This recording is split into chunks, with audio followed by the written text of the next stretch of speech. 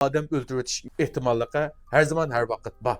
Yakında biri menden mesele sorab, doğru ilevatkan tukallarımız naiti köp oldu. Hem de bunun arasında az bir kısım tukallarımız menden sizin doğrunuz 100% meni sakaytam to dep.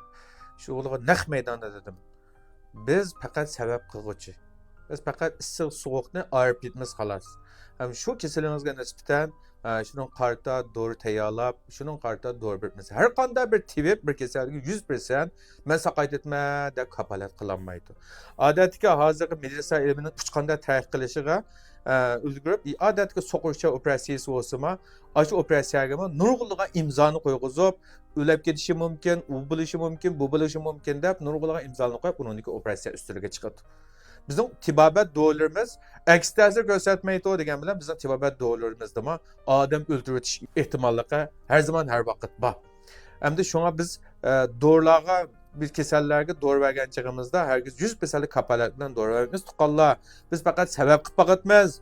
Ama şu doğrularımız sizniki şu xil kasalning şu xil paragrafiga, şu moddasiga mos kelib qolgan bo'lsa, kasallikning 100% saqiydi. Hamda uningga to'liq mos kelmagan bo'lsa-ma 70-80% ta'sir bo'ladi. Uningdan bilan kasallikning 100%lik foyda qilgan ash riskni bergan taqdirda biz sizlarga uni yemang, buni qilmang, ani atmang, mani yemang deb uni desakma, sizlar yeb solgan bo'lsangiz balkim doğrumuzdan ta'sir nisbatan to'lab ketishi mumkin. Agar 100% davolayolmayman degan tiyib bo'lgan bo'lsa, nima ish qilsa meni izlab, boshqa tiyibnizlar nima ish qilsa, "Bep davolaninglar shuni yanında." Bulay bir to. Şimdi yapıp davalansan her gün biz silini çok benden doğru alsam bana güynesi degan gapni qilmadik. Zang izlediğinler biz o semlik mesahat verdik. Nurgulgan tuqqanlarımız bizden şunda hoş oldu, razı oldu. Anca meşhur doğrularımızı hep işletip baktı. Nurgulgan inkas, yaxşı inkaslarımı verdi. Hem de az bir kısım mesela tuqqanlarımız 100% bir sakaysı ötü deb, o tuqqanlarımızda toğuş düşünüşki ötü. Çünkü her qanday bir adam bu şekilde bozuk yıldızımı sakıp tükep gelsem, sakaysam degan ümitde hamda mushunda bir ro'y jihatdagi besim, mush og'riq silaqlarninki dastidan bo'lsa men nurg'un yerda davolandim, nurg'un yerga ko'randim. Hamda men yerda yangidan bir bola tiyibdim, biza chiqibdim yerdan. Ma'usimning bo'lsa bir dors yapaqay deb shuni bilan silama 100% saqayta olamsiz deyishinglar mumkin. Bu deganinglar hargiz sening xato degan bo'lmaydi. Lekin men bu yerda ochiq deb qo'yay, men 100%lik tiyib emas.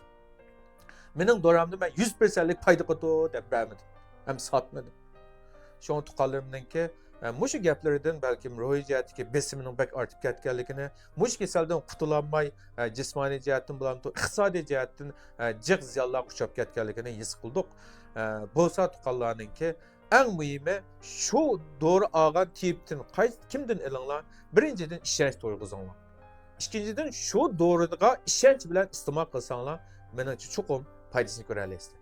Mən hər günü Noçi tibbiyot bölümünü sözləvad etmə, kanalını yaqqan bolsa göncu qılıb anlan, yürək bip qanlan, fikir tətbiq olsa yazıb qanlan, görüşələrməsə.